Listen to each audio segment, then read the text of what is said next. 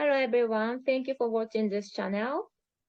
Today I will be interviewing Nikolaus.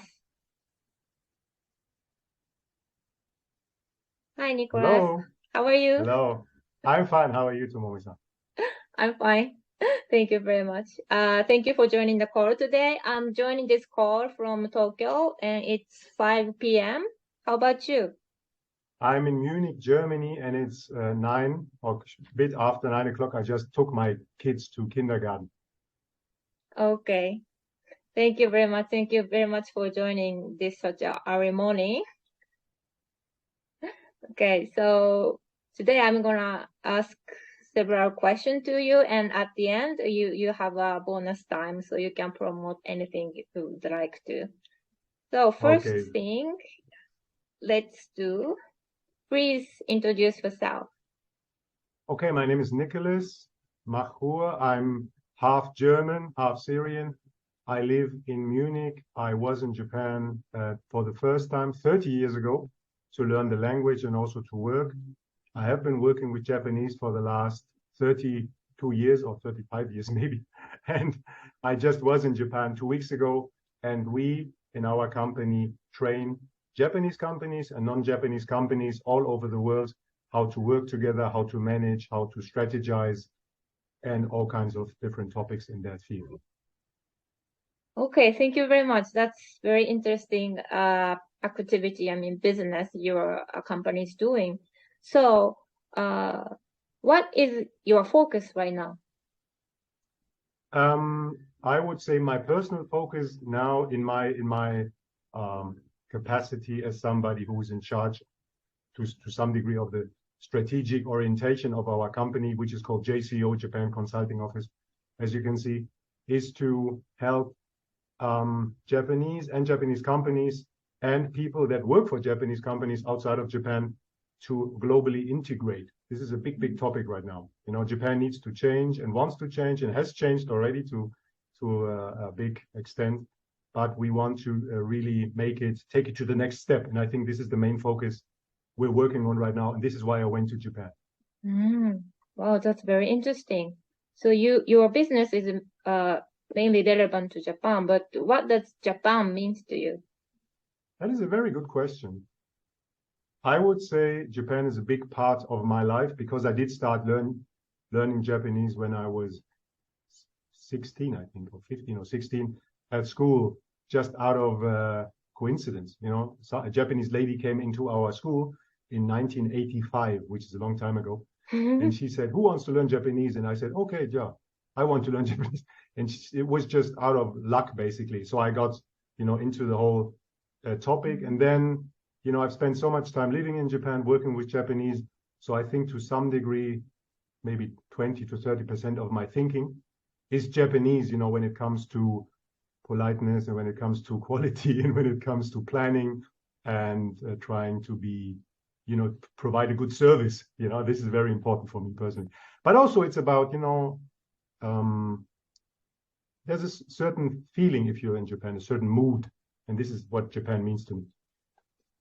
Okay, thank you very much. That's very interesting.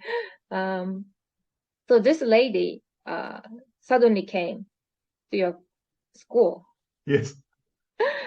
Okay, but around the time, the studying Japan is not so common, isn't it? No. We had two Germanys, two Germanys, West Germany, Eastern Germany. We had an iron curtain through Europe. We had, Eastern Europe. So it was a totally different time. There was no globalization, and it was a different era. Right. So some things from that time have changed a lot in Japan. Some things had not changed at all.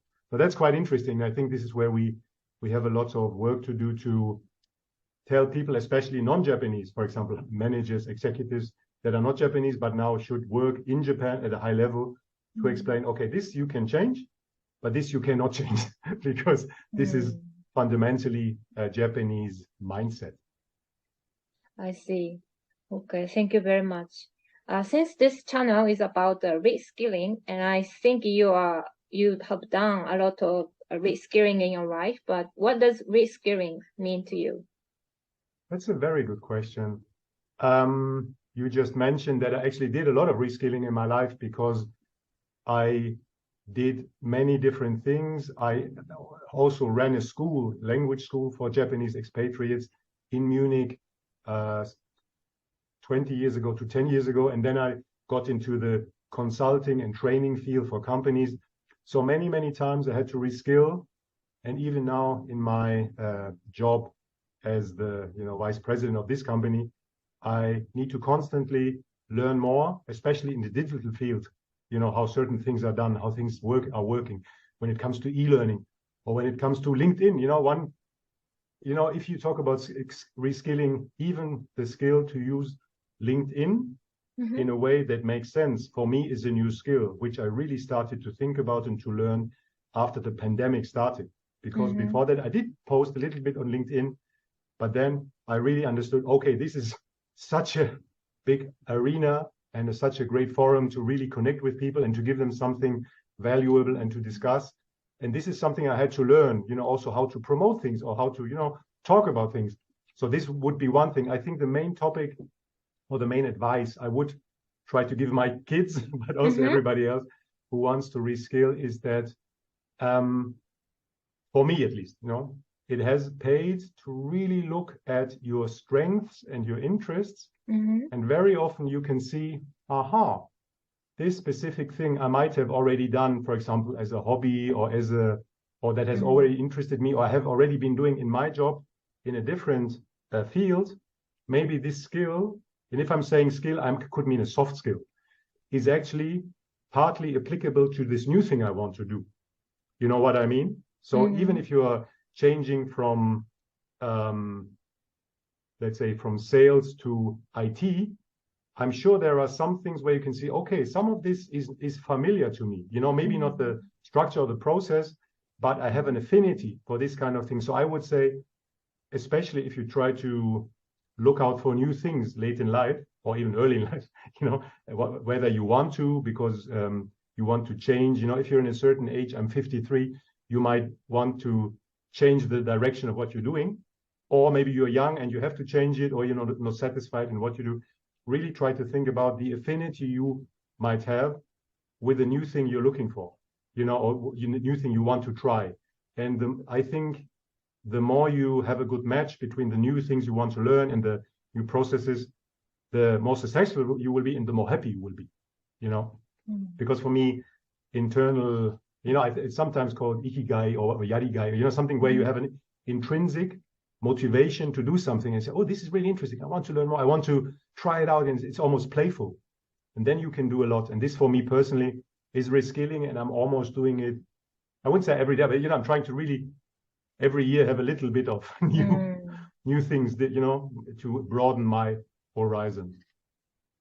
I see. Well, thank you very much. I think it was very, can I say, insightful for people, because many people don't know where to start. So I think you gave some hint to those people. Okay. Thank you very much. One last thing. Sorry, one last thing I would like to say. Don't be afraid. Don't be afraid of a field where you might say, no, this is too complicated, or this is too important, or too erai, as they say in, because usually everything you do is just, how can I say, it's just something that people have at some point started doing, and then they have refined it, and then different people have had new ideas, but it's not, how can I say, it's always been created by people. And if you are a human, you can always contribute, so don't be afraid. Of course, you have to learn a lot and to really be open and be humble, but don't be afraid, Of course, if you're talking about heart surgery, maybe it's a bit more complicated, but if it's, for most things, I think you can, it's almost never too late to start. I started playing the piano at 45, Wow. And now it's 8 years later, and I can find my way around. So it's never too late to do anything. Well, thank you very much. That was really good. Oh, okay, thank you. I'm a little bit speechless. So thank you very much. You answered all the questions. So now you have a bonus time. Oh, thank you. Yeah, and you can promote anything you like, and I can set the timer 3 minutes, so you can talk you can promote anything you want. Can I start? Yes, go ahead, please. Okay. Okay, I'm going to make it rather short, I think. First thing I would like to promote is something that we as a company offer for free. So if you go to our website, and maybe Tomomi-san can post a link, japanconsultingoffice.com, there is a blog, a blog where there are many articles on Japanese culture in English, French, and German, but also on non-Japanese culture in Japanese. And there is so much stuff, and it's all for free, because over many years we have written different articles, sometimes videos. So there's a lot of things you can look at for free right now, to get started. And then if you want to learn more, you can contact us. We have e-learning and courses and in-house sessions, whatever. Just get in touch. Other than that, what do I want to promote? Yeah, do art.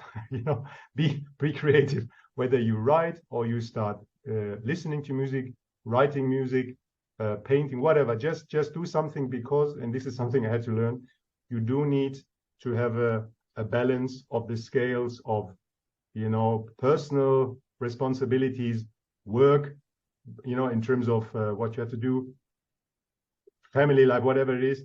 But also you need to put in some time for yourself where you can be playful and do, something without fear of doing it wrong. You know what I mean? So this is basically what I want to promote.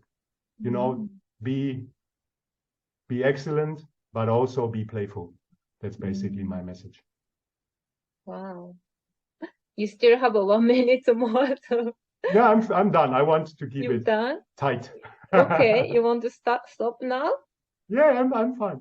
That's my message. So then I take the minute we have left to think about what I said. Then I'm happy. Not you, but everybody who's listening. Oh, that's so nice. Okay, maybe we can think about what you said in this remaining time. Yes. Wow. Yeah. Perfect. Yeah, it's just, don't, the world is a very uncertain and frightening place, but also it's a beautiful place. And especially if you look around and you see, okay, actually, I'm still very lucky and I'm still very blessed, then you can actually try to say, okay, so if I'm actually feeling so good, let's share some of the love I have, or some of the experience, some of the skill, or some of the money I have to help other people, So it's a give and take, and I think that's basically what it's all about. Okay, thank you very much. Yeah, we are almost done with this 3 minutes, so perfect. Okay, let's wait a bit. Then